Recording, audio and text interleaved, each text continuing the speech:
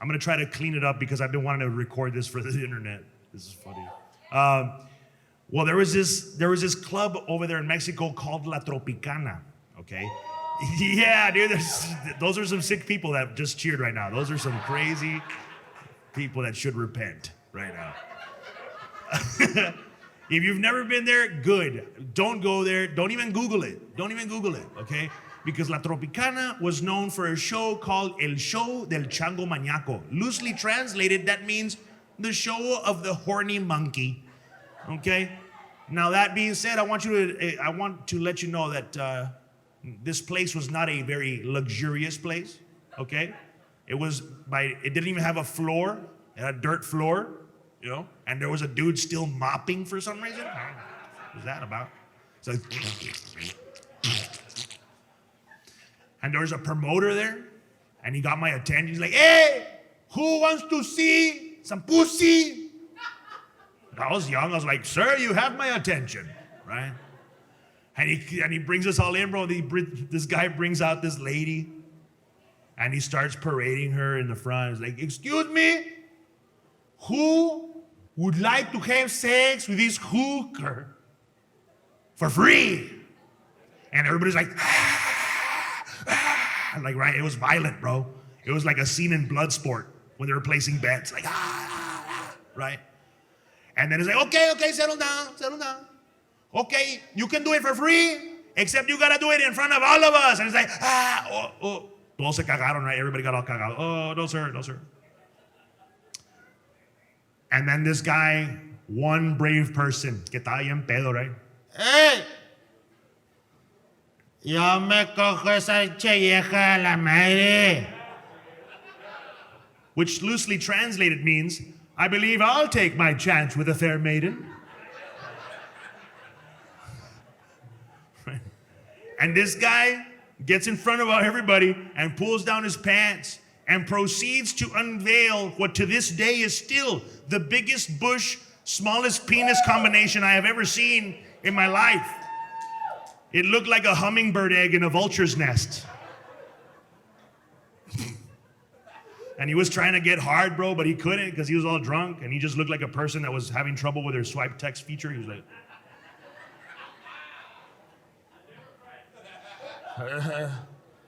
And finally he gets it.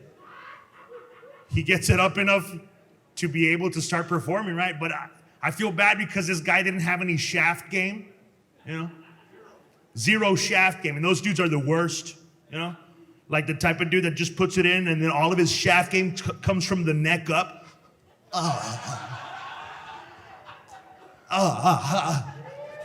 Take it to the base. Oh, I'm beating you up. It was one of those guys, and chingas, right? Right? Sound like an anime film, squaw, right? And out of nowhere, we're all like cheering him on, bro, because we're in Mexico, right? It was like a piñata. We're like, dale, no pierdas el tiro. And he was like, yeah. And out of nowhere, this lady locks her legs around him like a triangle lock, like a jujitsu hold. And he's all like, huh? And this guy, dressed in a gorilla outfit, comes from the back holding a banana. And then he puts a condom on this banana because in Mexico, they care about your safety. And he puts a condom on this banana and proceeds to come up behind this dude and let's just say reenact some scenes from Sodom and Gomorrah and starts riatas penetrating this guy. And I didn't realize at the time because everybody was cheering him on. Everyone was like, da! We started cheering the monkey, dale, no pierda. And he's like, ha. And I didn't realize this at the time, but we were watching a rape. And nobody said anything to stop it. At no point did anybody say, hey, wait a second. This is not the appropriate way to take in potassium, my friends. At no point did anybody say it. I realize this guy has to drive home now. This guy has to live with that for the rest of his life. After he finished doing that, he had to get in his truck and he's feeling all dirty. He's all like, he's probably driving home. He tries to turn on the radio, trying to distract himself. The DJ comes on the radio, is like, hey, that was Gwen Stefani. That shit was bananas. B-A-N-A-N-A-S. Right? He gets all traumatized. He gets home. His wife's waiting for him. She's like, where the hell have you been, pendejo? And he's like, leave me alone. Leave me alone. And she's like, well, what's up your ass? If you only knew. And the commotion wakes up his kids. And they wake up and they're tugging on his shirt. And you're like, Dad, remember yesterday you promised us you were going to take us to Banana Splits. You said it. You said, Banana Split mi ojete. Shut up. But that's not where my thought process stopped. My thought process had to go a step further because that's my job as a comedian, to explore all angles of a scenario. And my thought process went to the man behind the gorilla mask. That's that man's job. That's how he provides food for his family. That's his profession.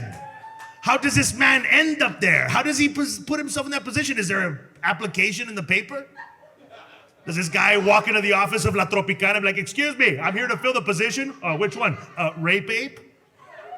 Do you have any experience with produce? I'm Mexican. You start tomorrow, right? But here's the thing about being el Chango Maniaco. There's no opportunity for job growth. There's no room to climb the corporate ladder. Because they don't give you a banana one day and then the keys to the club the next. You're stuck there in that position for the rest of your life. Day in, day out, doing the same thing over and over again. Just raping man-ass, hairy man-ass, hairy man-ass. Like, dude, just hairy buttholes all day. You can imagine one day he just gets sick of it. One day he just gets fed up. He's back there in the locker room just having an intense moment. He's just like, where did I go wrong with my life? Out here raping people in the butt with bananas. Stupid, man. And the janitor's mopping up some dirt. He's just like, hey.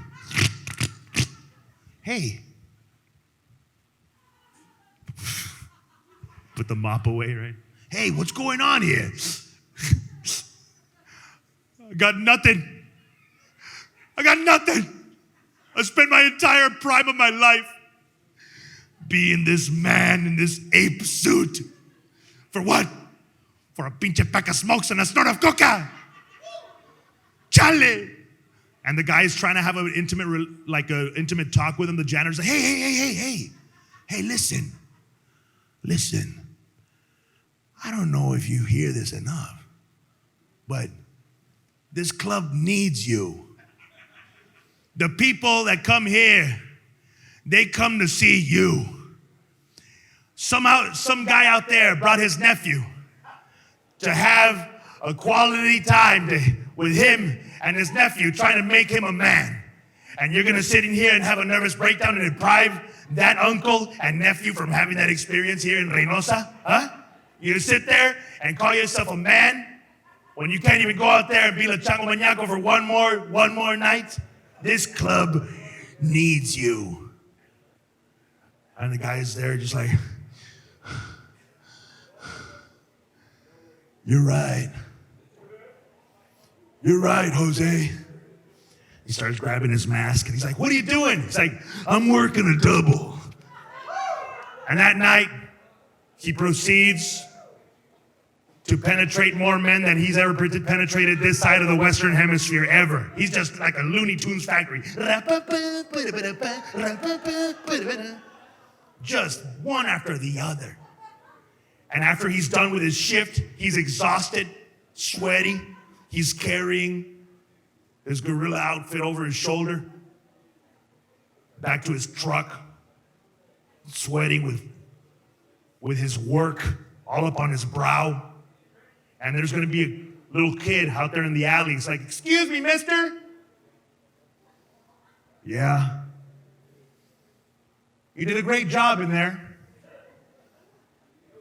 And he's gonna throw him a Coca-Cola. Thanks, kid.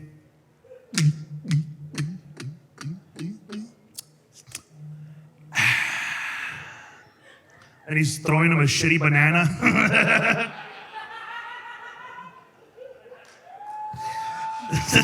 Oh, that's terrible. Thank you for laughing at that joke. That's terrible. Thank you so much. You'll never hear that joke again. All right.